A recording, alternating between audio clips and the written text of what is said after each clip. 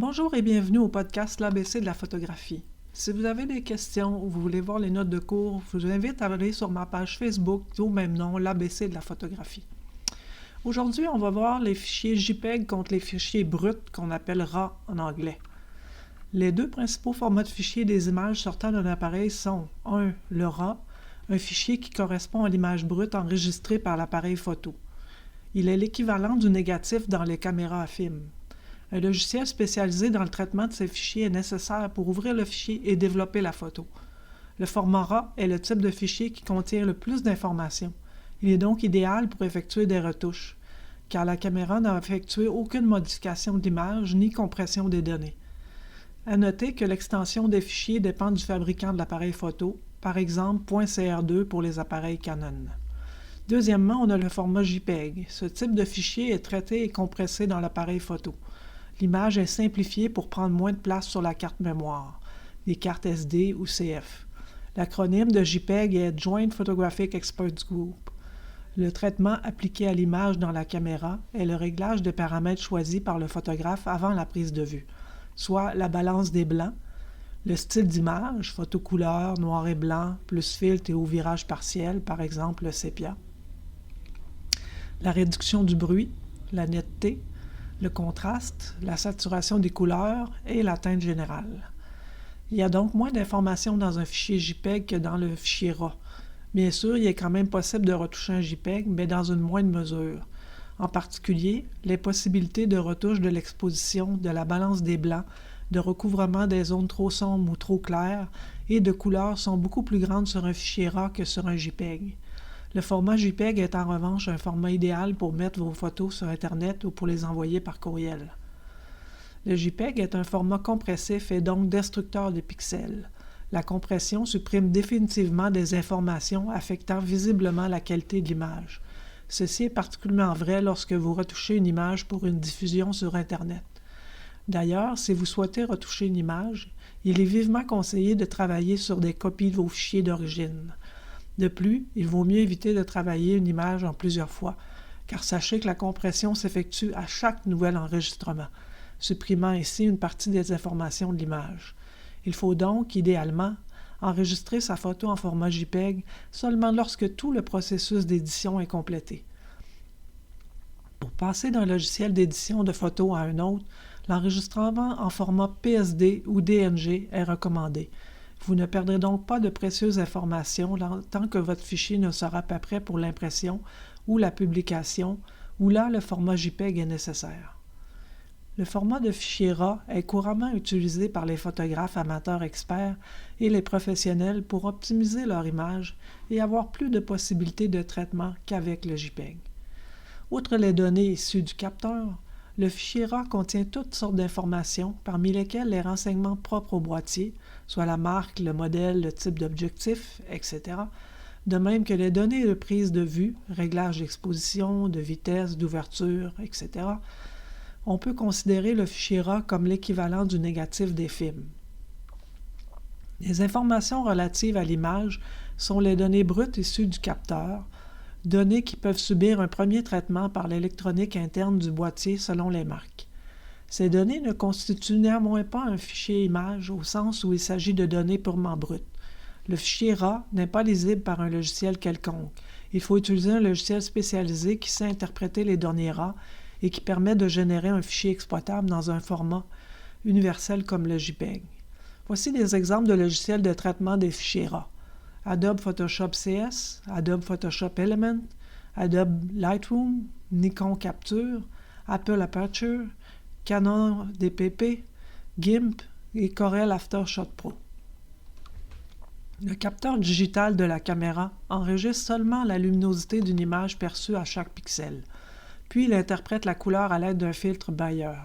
Ce filtre placé sur le capteur est composé d'un mélange de filtres bleu, rouge et vert, ce qui permet à la caméra de déterminer la proportion de chaque couleur pour chaque pixel. Pour les fichiers JPEG, cette information est incrustée dans le fichier, alors que pour les RAW, l'information des couleurs accompagne celle de luminosité, laissant plus de place aux manipulations ultérieures. Ce processus n'est pas si différent du traditionnel film photo. La différence principale est à quel moment certaines décisions doivent être prises. Avec le film, il faut décider du noir et blanc, des couleurs vives, de l'ISO, etc. Puis, la sorte de papier utilisé, les ajustements des contrastes et l'utilisation de masques avec l'appareil d'impression vont modifier l'image captée par le film. L'essentiel est que le processus de création ne s'arrête pas toujours au moment où la photo a été prise. Les principaux avantages du format RAW. À la différence du format JPEG, le format RAW permet de disposer de toute l'information capturée par le capteur. Comme le fichier JPEG est généré par le boîtier en fonction des paramètres de prise de vue choisis, il n'est plus possible d'intervenir sur l'image initiale. Par exemple, une image captée en noir et blanc dans la caméra ne pourra être convertie en couleur en post-traitement, si vous êtes en fichier JPEG. Les logiciels de traitement d'image permettent de traiter les formats JPEG de façon satisfaisante, mais le format RAW est le seul à offrir un maximum de capacité de traitement. L'autre avantage du format RAW est que son traitement dans la plupart des logiciels est non destructif. Le fichier original n'est jamais modifié, car il est possible de modifier le rendu de l'image dans le logiciel, de produire un fichier JPEG et de revenir en arrière le cas échéant pour produire une autre image sur la base du même fichier avec un rendu différent. Certains logiciels permettent également de mémoriser l'historique des traitements appliqués et de revenir en arrière à tout moment, le lendemain comme plusieurs jours plus tard. Ces capacités font du format RAW un format très souple qui offre une infinie possibilité de traitement moyennant quelques notions simples. Ceux qui souhaitent aller plus loin dans le traitement et la retouche photo trouveront avec le format RAW le type de fichier idéal pour exprimer leur créativité. Une meilleure qualité d'image après traitement. Si vous photographiez en JPEG et que vous utilisez un logiciel de traitement d'image pour apporter des améliorations à vos photos, vous créez des fichiers compressés à chaque sauvegarde. C'est en effet le propre du format JPEG que de compresser l'image avant de la sauvegarder. Après plusieurs sauvegardes successives de la même image, la qualité globale peut être fortement dégradée.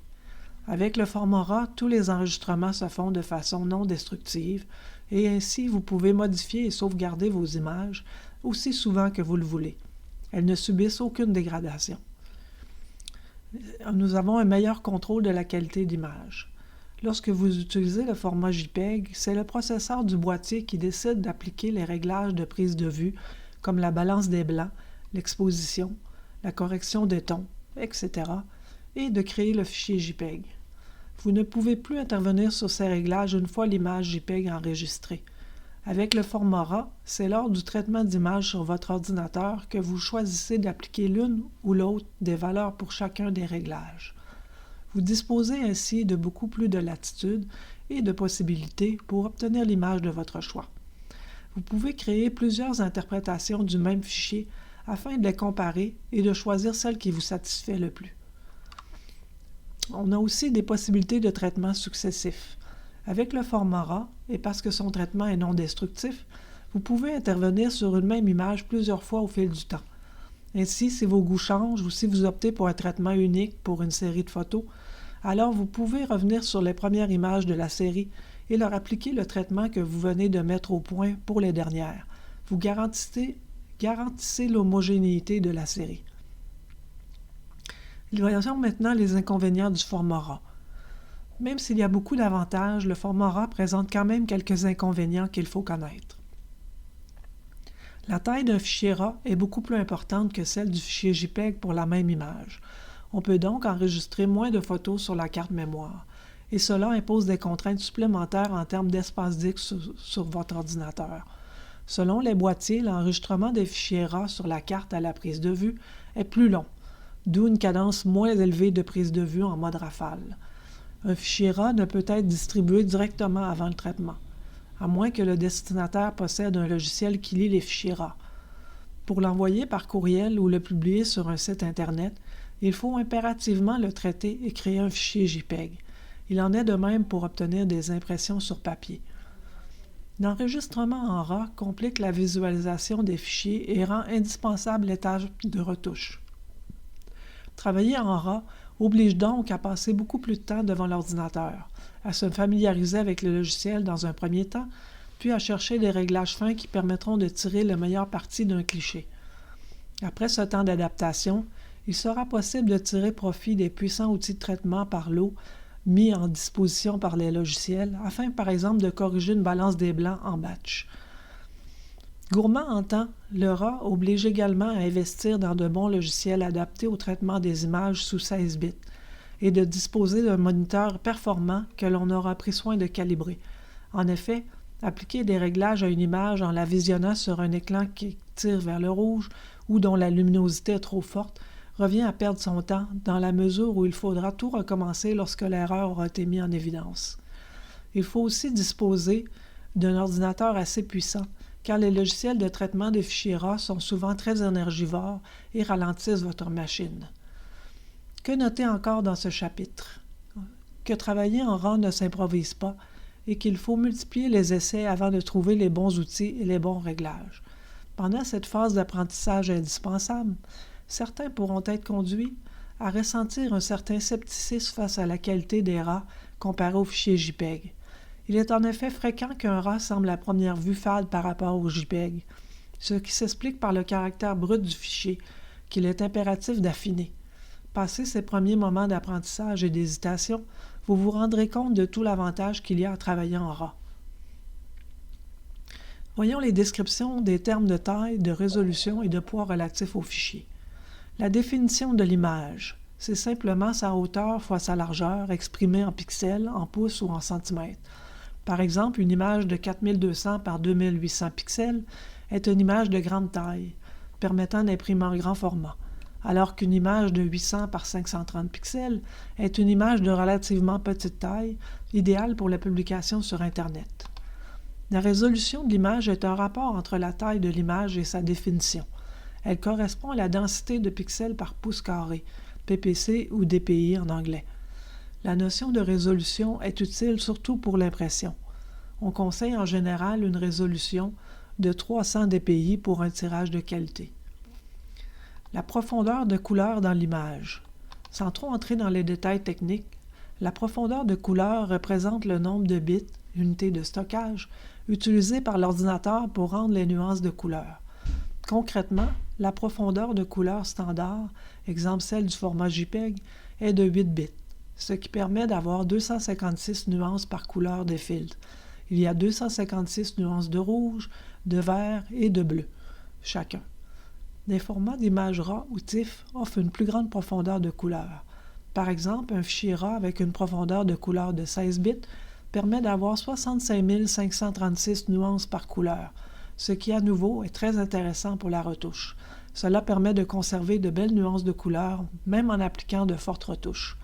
Le bit étant la place mémoire utilisée par un pixel. Par exemple, en noir et blanc, un pixel est codé sur un bit. Les différences entre le JPEG et le RAW sont nombreuses, dont celle du codage des couleurs. Le JPEG est encodé sur 8 bits et le RAW entre 16 et 10 bits selon les appareils. Les RAW sont ainsi capables de gérer un nombre de couleurs beaucoup plus important que les JPEG, qui sont limités à 16 millions de couleurs. L'intérêt de travailler en 12 ou 16 bits est d'améliorer les possibilités de retouche afin de pouvoir modifier ces images sans occasionner les dégradations que l'on observe en 8 bits. La plus grande profondeur de couleur permet par exemple d'éviter le classique effet d'histogramme en forme de peigne, qui survient lorsqu'on corrige l'image de façon trop sévère. Une des plus grandes profondeurs de couleur autorise des retouches plus subtiles qui n'occasionneront pas cet effet de peigne. Le poids de l'image s'exprime généralement en mégaoctets. Plus une image a une grande taille, une haute résolution, une profondeur de couleur élevée et un faible taux de compression, plus elle est lourde. Ainsi, pour réduire le poids d'une image, vous pouvez réduire sa taille, sa résolution ou sa profondeur de couleur, ou bien encore appliquer une compression en enregistrant JPEG. Les RAW plus le JPEG. Les appareils qui permettent de photographier en RAW proposent généralement un mode RAW plus JPEG qui, comme son nom l'indique, permet d'enregistrer les deux types de fichiers lors du déclenchement. Le JPEG ainsi enregistré est intéressant en ceci qu'il permet de se rendre compte du rendu de l'image avec les réglages fixés par le boîtier au moment de la prise de vue. Des JPEG plus légers et lisibles sans difficulté se prêtent par ailleurs mieux à la visualisation indispensable pour effectuer un premier tri entre les fichiers à jeter, à conserver et enfin ceux dignes d'être retouchés. En résumé, Un point à considérer est que chaque caméra capte l'image en format RAW. Si elle est forcée par l'appareil ou l'utilisateur de produire un fichier JPEG, l'image est alors fixée et comporte les informations relatives aux réglages présents lors de la prise de vue. Un avantage très évident des fichiers RAW est la possibilité de modifier les réglages de caméra dans un logiciel en post-traitement et donc de décider du rendu de la photo a posteriori, mais aussi de pouvoir rectifier des erreurs d'oubli de modification des réglages de la caméra. Par exemple, si vous aviez la balance des blancs de votre dernière séance de photos réglée à temps nuageux, alors que vous êtes à l'intérieur le soir avec des ampoules incandescentes, vos images JPEG seront tellement rangées qu'il sera presque impossible d'obtenir des teintes de peau naturelles de vos sujets en traitement postérieur.